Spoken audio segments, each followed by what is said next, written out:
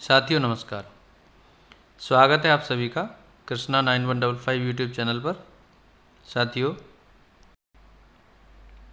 सहायक कुल सचिव परीक्षा 2022 की तिथि कभी भी आ सकती है, तो उसके लिए हमें पूरी तरह से तैयार होना होगा। ठीक है, तो इसके अंतर्गत मध्य प्रदेश विश्वविद्यालय अधिनियम 1973, ठीक है, इस टॉपिक को हम एक बार फिर से पढ़ते हैं। ठीक है, रिवीजन करते हुए। ठीक है, चलिए तो इसे हम शुरू करते हैं। देखिए साथियों, देखिए दोस्तों, ये है मध्य प्रदेश विश्वविद्यालय अधिनियम 1973। ठीक, इसका क्रमांक क्या है? देखिए 22वां क्रमांक है 1973 का, अधिनियम नंबर 22। ठीक है, इसके अलावा 20 अप्रैल 1973 को, ठीक है, 20 अप्रैल 1973 को राज्यपाल की अनुमति प्राप्त हुई। ठीक है, राज्यपाल कौन थे उस समय? श्री सत्यनारायण सिंह। ठीक है, इनका कार्यकाल था 1971 से 1977। ठीक है, इसके अलावा उस समय मुख्यमंत्री कौन थे? देखिए उस समय मुख्यमंत्री थे श्री प्रकाश चंद्र सेठी। ठीक है, और उनका कार्यकाल कितना था? 1972 से 75। ठीक है, चलिए नेक्स्ट देखते हैं आगे। इसमें हम देखिए दोस्तों, मध्य प्रदेश विश्वविद्यालय अधिनियम 1973 जो है 20 अप्रैल 1973 को राज्यपाल की अनुमति से प्राप्त हुई और 23 अप्रैल 1973 को मध्य प्रदेश के राजपत्र में प्रथम बार प्रकाशित हुआ। ठीक है, ये चीज़ है। ठीक है, चलिए आगे बढ़ते हैं। देखिए दोस्तों, मध्य प्रदेश विश्वविद्यालय अधिनियम 1973 का उद्देश्य क्या है, मतलब क्यों लाया गया था? देखिए मध्य प्रदेश में 1973 से पहले कई विश्वविद्यालय चल रहे थे। ठीक है, तो उन सभी की अलग अलग नियम और प्रणालियाँ अलग अलग थीं। ठीक, रूल्स रेगुलेशंस अलग अलग थे, तो उन सभी को एक बनाना यानी समेकित करना। ठीक है ना, एक नियम बना देना उसके लिए, है ना, एक रूल एंड रेगुलेशन के लिए, है ना, और अच्छा शैक्षिक वातावरण बनाने की वजह से ये अधिनियम लाया गया था। ठीक है, चलिए देखिए दोस्तों, यहाँ एक लाइन ये भी है कि भारत गणराज्य के 24वें वर्ष में, ठीक है, मध्य प्रदेश की विधानमंडल द्वारा यह नियम या अधिनियम लाया गया। ठीक है, देखिए कहने का मतलब ये है कि 1950 में भारत गणतंत्र हुआ है। ठीक है, और उसके 23 वर्ष पूरे हो जाने के बाद, ठीक है, 24वें वर्ष में, ठीक है, 23 वर्ष पूरे हुए और कंप्लीट उसके बाद 24वां वर्ष जो 1973 है ना का वर्ष जो है वो, उसमें ये नियम लाया गया है विधानमंडल द्वारा। तो हमें इस तरह से याद करना है। ठीक है, 23 वर्ष पूरे हो जाने के बाद 24वें वर्ष में यह अधिनियमित हो गया है। ठीक, चलिए अब हम इसको अच्छे से पढ़ते हैं, रिवीजन करते हुए बढ़िया तरह से। चलिए देखिए दोस्तों, मध्य प्रदेश विश्वविद्यालय अधिनियम 1973 में कुल अध्याय कितने हैं? 12। कुल धाराएं कितनी हैं? 69 और कुल अनुसूची हैं 4। ठीक है, अब देखिए आगे। देखिए दोस्तों, मध्य प्रदेश विश्वविद्यालय अधिनियम 1973 से पहले, ठीक है, देखिए एमपी में 8 विश्वविद्यालय एक्ट लागू थे। ठीक है, अलग अलग विश्वविद्यालयों के अलग अलग अपने अपने उनके अलग अलग थे, जिनमें से देखिए हम पढ़ रहे हैं। तो जैसे पहला क्या है? University of Sagar act 1946। ठीक है, दूसरा है मध्य भारत विक्रम विश्वविद्यालय विधान 1955, Jabalpur university act 1956, Ravishankar university act 1963। ठीक है, 4 ये हो गए, 4 और हैं। देखिए दोस्तों, अगला हमने देखा 5वां है Indore university act 1963, Jiwaji university act 1963। ठीक है, अवधेश प्रताप सिंह विश्वविद्यालय अधिनियम 1968 और भोपाल विश्वविद्यालय अधिनियम 1970। ठीक है, तो ये 73 से पहले इस तरह 8, ठीक है, यूनिवर्सिटी यहाँ पे रेगुलेट हो रही थी इन अलग अलग अधिनियमों के आधार पर। ठीक है, देखिए दोस्तों, तो अभी अभी जो हमने 8 विश्वविद्यालय अधिनियम जो देखे, ठीक है, वे सभी पहली अनुसूची में वर्णित हैं। ठीक है, तो उन सभी 8 अधिनियमों को निरसित कर दिया गया और मध्य प्रदेश विश्वविद्यालय अधिनियम 1973 को लागू किया गया। ठीक है, सभी विश्वविद्यालयों के ऊपर। तो ये चीज़ है। अब हम आगे देखेंगे। देखिए दोस्तों, अब हम देखेंगे इसमें पहले अध्याय को। ठीक है, पहला अध्याय क्या है? प्रारंभिक के नाम से है और इसमें कुल धाराएं 4 हैं। ठीक है, 1 से लेकर के 4। ठीक, देखिए आमतौर पे हम अधिनियम जब पढ़ते हैं तो उनमें 2 धाराएं पहले अध्याय में होती हैं, लेकिन यहाँ 4 हैं। ठीक, चलिए तो पहली धारा को देखते हैं यहाँ पे, पहले अध्याय की पहली धारा। ठीक है, देखिए साथियों, यहाँ धारा, पहली धारा यानी धारा 1, ठीक है, सेक्शन 1, इसका नाम है संक्षिप्त नाम और विस्तार। ठीक है, अब इसमें क्या है कि 3 उपधाराएं हैं। देखिए पहली उपधारा में है कि यह अधिनियम मध्य प्रदेश विश्वविद्यालय अधिनियम 1973 कहा जाएगा। ठीक, दूसरा इसके विस्तार की बात करें तो इसका विस्तार पूरे मध्य प्रदेश पर है। ठीक है, तीसरी उपधारा जो है ये है कि यह ऐसी तारीख को प्रवृत्त होगा, इनेक्ट होगा, जिसे राज्य सरकार अधिसूचना द्वारा इसे तय करे। ठीक है, तो ये पहला अध्याय का है ना, पहली धारा यानी संक्षिप्त नाम, विस्तार और प्रारंभ ये है। ठीक है, अब हम धारा 2 की बात करेंगे। देखिए दोस्तों, धारा 2 में निरसन तथा व्यावृत्तियां हैं। ठीक है, यहाँ क्या है, निरसन और व्यावृत्तियों का मामला ये है कि इसमें ही लिखा गया है कि जो 1973 से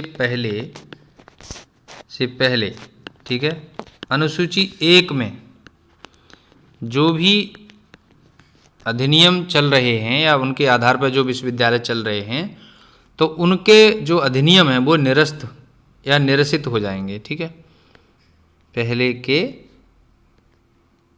अधिनियम एक्ट्स क्या हो जाएंगे? निरसित हो जाएंगे। ठीक है, और उनसे संबंधित फिर ये कहा गया है कि उनके जो उनके विश्वविद्यालयों के कुलपति और जो भी है अधिकारी हैं, है ना, जैसे भी संबंधित विश्वविद्यालयों के समस्त जो आस्तियां हैं, दायित्व हैं, ठीक है, उन सभी के जो भी लोग अधिकारी हैं उन सबको, ठीक है, जो है यानी कि जो कर्मचारी हैं, जो विश्वविद्यालय के अधिकारी हैं, उनके संबंध में यह है कि उन वे सभी कर्मचारी अधिकारी जो है, ठीक है, इस अधिनियम के अधीन स्थापित समझे जाएं। ठीक है, इस तरह से, और संबंधित विश्वविद्यालय के कर्मचारी भी समझे जाएंगे। ठीक है, इसके अलावा इसमें यह कहा गया है कि विश्वविद्यालय के समस्त अभिलेख तथा कागज पत्र इस अधिनियम के अधीन उन विश्वविद्यालयों के स्थान पर स्थापित किए गए समझे जाएं। ठीक है, संबंधित विश्वविद्यालयों में निहित हो जाएंगे, यानी कि मतलब इसके अधीन समझे जाएंगे, 1973 के अधीन। ठीक है, ये है बात। तो ये है धारा 2। ठीक, अब इसके अलावा इसमें धारा 3 की बात हम करते हैं। देखिए धारा 3 में क्या है, देखिए दोस्तों, धारा 3 में अस्थायी उपबंध हैं। ठीक है, ये क्या क्या हैं, जैसे जो कुलपति हैं, ठीक है, जो 1973 के पहले की बात कर रहे हैं हम, 1973, ठीक है, से पहले। तो 1973 के पहले जो विश्वविद्यालयों के कुलपति थे, ठीक है, वो नियत तारीख के अव्यवहित पूर्व पद पर बना हुआ हो संबंधित निरसित अधिनियमों के अधीन, ठीक है, विहित की गई अवधि तक पद पर बना रहेगा। मतलब क्या हुआ कि जो उस अधिनियम में यानी 73 के पहले जिस अधिनियम के आधार पर उसे कुलपति बनाया गया है और जब तक के लिए बनाया गया तब तक वह बना रहेगा। ठीक है, आगे है कि परंतु ऐसा कुलपति जिसने नियत तारीख को या उसके पूर्व 64 वर्ष की आयु प्राप्त कर ली हो, ठीक है, 64 वर्ष की आयु प्राप्त कर ली हो, ठीक है, ऐसी कालावधि तक जैसा कि कुलाधिपति आदेश द्वारा विनिर्दिष्ट करें, वो पद पर बना रहेगा। ठीक है, 64 वर्ष की आयु पूरी कर ली हो, ठीक है, या फिर ऐसे टाइम तक जब तक कि राज्यपाल महोदय कहेंगे कि हाँ आप बने रहिए, तब तक वो बना रहेगा। तो ये ऐतिहासिक बातें हैं उस समय की, ठीक है। अब आगे क्या है देखिए, इसमें आगे ये कहा गया है कि जो भी प्राधिकारी हैं, समितियां हैं, निकाय हैं, ठीक है, निरसित अधिनियमों के अधीन गठित किए गए थे जो, ठीक है, उस समय तक काम करते रहेंगे जब तक कि नया, है ना, नई चीज़ें गठित ना हो जाए, ठीक है। परंतु ऐसी कालावधि 1 साल से ज़्यादा नहीं होगी, 1 साल के अंदर अंदर ये काम हो जाना चाहिए, ठीक। फिर आगे ये कहा गया है कि ऐसे प्राधिकारियों के आजीवन सदस्य, ठीक है, जो कि कालावधि का अवसान हो जाने पर उस रूप में नहीं रहेंगे यदि वे इस अधिनियम के उपबंधों के अनुसार इस रूप में न बनाए रखे जाएं, ठीक। देखिए ये हो गया हमारा धारा 3, ठीक। अब हम धारा 4 की बात करेंगे। देखिए दोस्तों, धारा 4 में परिभाषाएं दी गई हैं, ठीक है। तो अब जैसे कि यहाँ इन्होंने जो परिभाषाओं की बात करें तो पहली नंबर पे, यानी कि जो पहला सब सेक्शन है उसकी बात कर रहे हैं। तो पहले में इन्होंने जो है, जो इसमें अधिनियम है उसमें पहले बोर्ड ऑफ स्टडीज़ को, यानी कि अध्ययन बोर्ड को परिभाषित किया है, ठीक है। देखिए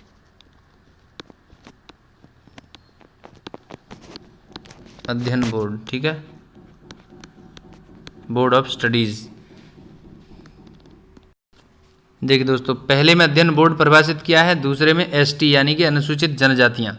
ये कहा गया है कि भारत के संविधान के अनुच्छेद 342 में जो, ठीक है, राज्य के संबंध में विनिर्दिष्ट की गई अनुसूचित जनजातियाँ ये हैं एसटी।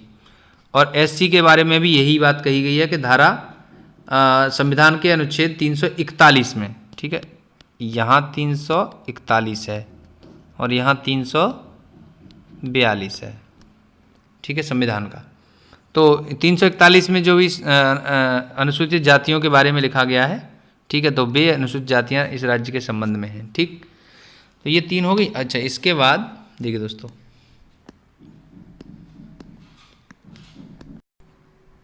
देखिए साथियों, धारा 4 के अंतर्गत चौथी उपधारा में कर्मचारी परिभाषित किए गए हैं, 5वीं में कार्य परिषद, 6ठे में कुलपति और 7वीं में कुलाधिपति के बारे में परिभाषा दी गई है, ठीक है।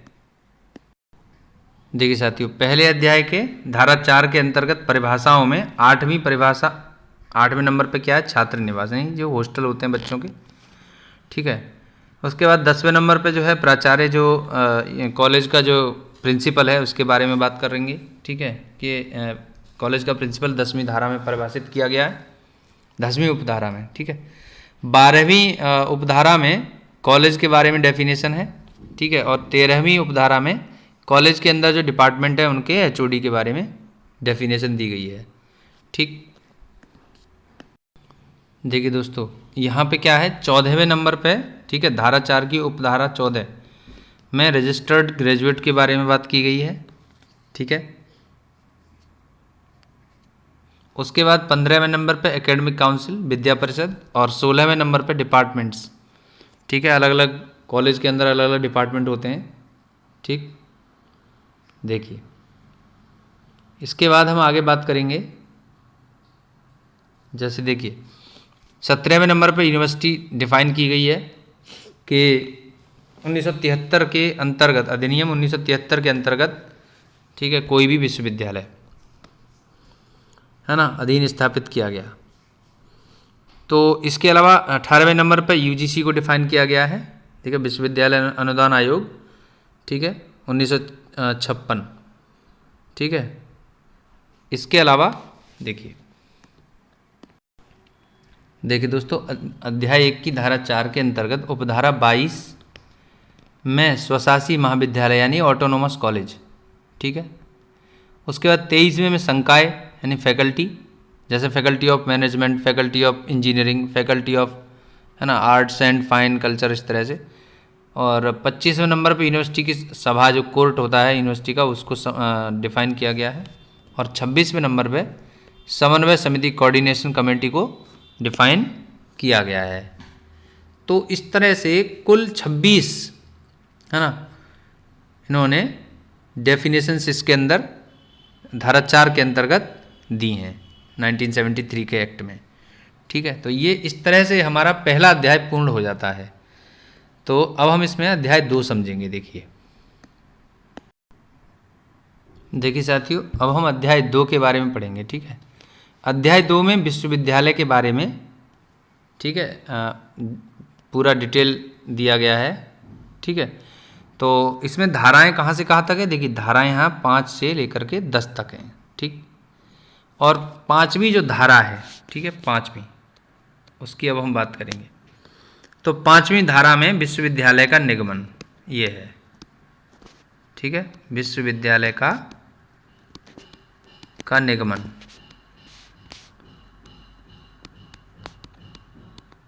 And derivation of the university. ठीक, ये है। तो इसमें क्या है?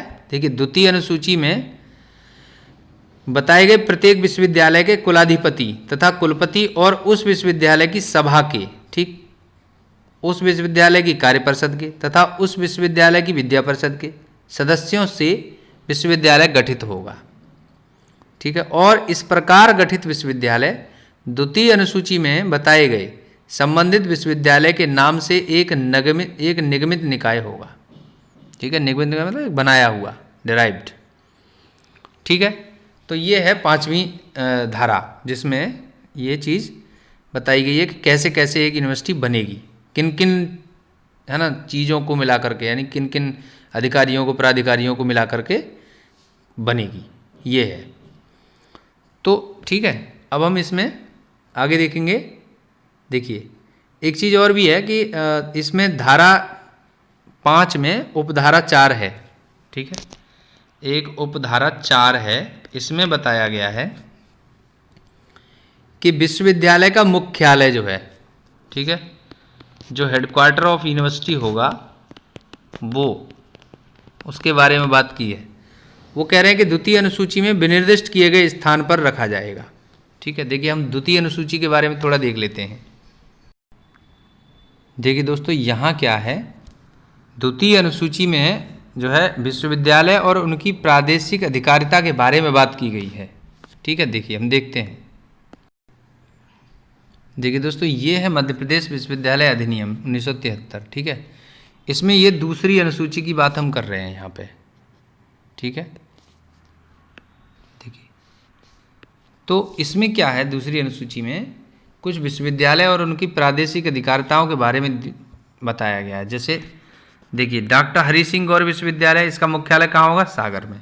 ठीक है, और इसके अलावा इसकी प्रादेशिक अधिकारिता की बात करें तो देखिए जैसे बालाघाट, छिंदवाड़ा, सागर, नरसिंहपुर, सिवनी, दमोह, मंडला, पूर्वी, निमाड़, बैतूल और होशंगाबाद, ये जिलों के जो भी है ना, जिलों की सीमाएं है ना, ये इस सागर विश्वविद्यालय यानी कि हरि सिंह गौर विश्वविद्यालय के अंतर्गत आएंगी।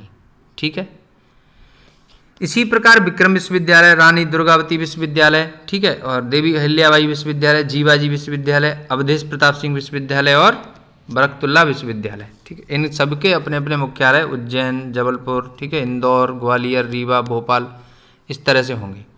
प्रादेशिक अधिकारिताओं का, ठीक है, यहाँ पर बताया गया है कि कौन कौन सा कहाँ कहाँ किस किस जिले तक लगेगा। ठीक है, ये चीज़ है। चलिए देखिए दोस्तों, अध्याय 2 में धारा 6 में विश्वविद्यालयों की शक्तियाँ बताई गई हैं। धारा 7 में प्रादेशिक अधिकारिता है और धारा 8 में विश्वविद्यालय से संबंधित समस्त बातों में विभेद का प्रतिषेध। मतलब ये कि विश्वविद्यालय अपनी शक्तियों का प्रयोग करने के क्रम में या कार्य करने के क्रम में, ठीक है, किसी भी भारतीय नागरिक के साथ कोई भी धर्म, मूलवंश, जाति, लिंग, जन्मस्थान, राजनीतिक या अन्य विचारधारा के आधार पर कोई भेदभाव नहीं करेगा। मामला ये है धारा 8 में। ठीक है, चलिए देखिए दोस्तों, धारा 9 में क्या बताया गया है? विश्वविद्यालय में अध्यापन। ठीक है, यानी कि विश्वविद्यालय के पाठ्यक्रम के संबंध में समस्त मान्यता प्राप्त अध्यापन कार्य, ठीक है, ये होगा। ऐसे अध्यापन का आयोजन करने के लिए उत्तरदायी प्राधिकारी तथा पाठ्यक्रम एवं पाठ्यचर्या ऐसी होगी या ऐसा होगा जैसा कि, है ना, अध्यादेशों या नियमों से बताया जाएगा। ठीक है, उसके अलावा धारा 10 की बात करें तो विश्वविद्यालय के संबंधित जो अप्रूव्ड कॉलेज हैं, है ना, उनका निरीक्षण। देखिए कुलाधिपति यानी कि जो राज्यपाल हैं, ठीक है, अब वो अपनी प्रेरणा से, स्व प्रेरणा से, ठीक है, जो यूनिवर्सिटी के जैसे कॉलेज के जो बिल्डिंग्स हैं, स्ट्रक्चर्स हैं, और जो लैब हैं, लाइब्रेरी है, म्यूजियम्स हैं, है ना, वर्कशॉप हैं, इन सभी को, क्लासरूम्स हैं, इन सभी को इंस्पेक्ट करने के लिए, ठीक है, विशेषाधिकार किसी व्यक्ति को दें। ठीक है, वो व्यक्ति यूनिवर्सिटी से संबंधित ही होता है। तो ये चीज़ है, ठीक है, वो इंस्पेक्शन का मामला है। ठीक है, ऐसा व्यक्ति ऐसी निरीक्षण या जांच के परिणाम की रिपोर्ट भी किसे देगा, किसे देगा, वो कुलाधिपति को ही देगा, यानी कि राज्यपाल को ही देगा। ठीक है, जब जांच कर लेगा तो उसके बाद वो किसी रिपोर्ट देगा, कुलाधिपति को ही रिपोर्ट देगा। ठीक है, चलिए आगे देखेंगे हम इसमें अब। ठीक है, देखिए नेक्स्ट है हमारा अगला इसमें चैप्टर 3। देखिए दोस्तों यहाँ पे क्या है, अध्याय 3। ठीक है, अध्याय 3 में विश्वविद्यालय के अधिकारियों के बारे में बात की गई है। ठीक, इसमें धाराओं का क्रम 11 से लेकर के 18 तक है। ठीक है, धारा 11 में ये बताया गया है कि विश्वविद्यालय के निम्नलिखित अधिकारी होंगे।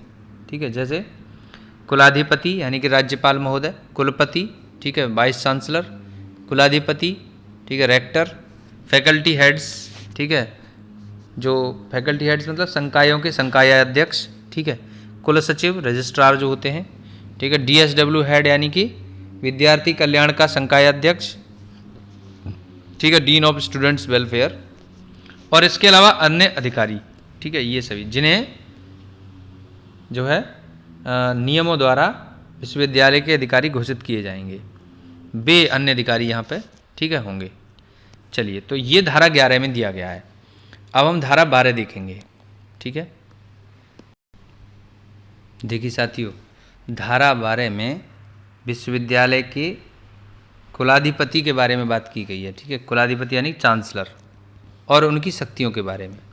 देखिए, तो कुलाधिपति यानी कि चांसलर की बात करें तो मध्य प्रदेश के राज्यपाल, ठीक है, विश्वविद्यालय के कुलाधिपति होंगे, ये तय बात है। ठीक है, दूसरी बात यह है कि वे विश्वविद्यालय के प्रधान, ठीक है, तथा सभा के अध्यक्ष हैं। ठीक है, जो यूनिवर्सिटी का कोर्ट होता है उसमें। तीसरी बात यह है कि जो जहाँ भी दीक्षांत समारोह, कॉन्वोकेशन सेरेमनी होता है, ठीक है, तो वहाँ पर वे अध्यक्षता करेंगे यदि वे उपस्थित हैं तो। ठीक है, चलिए, इसके अलावा जो चांसलर महोदय हैं वे, है ना, विश्वविद्यालय के कार्यकलाप से संबंधित कोई भी कागज पत्र मंगा सकते हैं। ठीक है, कभी भी। ठीक, इसके अलावा वे विश्वविद्यालय के किसी भी अधिकारी या किसी भी प्राधिकारी या किसी समिति या निकाय, ठीक है, जो, ठीक है, गठित किया गया होता है इस अधिनियम के तहत, है ना, उसको जो है अगर वो अन्य जैसे, है ना, वो इन सभी बातों को, जैसे कि प्राधिकारी, समिति, निकाय, है ना, इन सब में से किसी को भी, ठीक है, तो उसको जो है अपने लिखित आदेश द्वारा, है ना, ख़त्म कर सकता है। ठीक है, ये राज्यपाल के पास इस अधिनियम के तहत ये शक्ति है। ठीक है, चलिए, ऐसा है कि आगे यह है कि सम्मानित उपाधि प्रदान करने की प्रत्येक प्रस्थापना कुलाधिपति के पुष्टिकरण के अधीन होगी। ठीक है, मतलब जब तक कुलाधिपति महोदय का फीडबैक नहीं होगा तब तक के सम्मानित उपाधि, है ना, करने के लिए जो प्रस्थापना है वो यूनिवर्सिटी के हेड यानी कि राज्यपाल महोदय के हाथ में शक्ति है। ठीक है, तो ये चीज़ है। चलिए नेक्स्ट देखते हैं आगे हम धारा 13।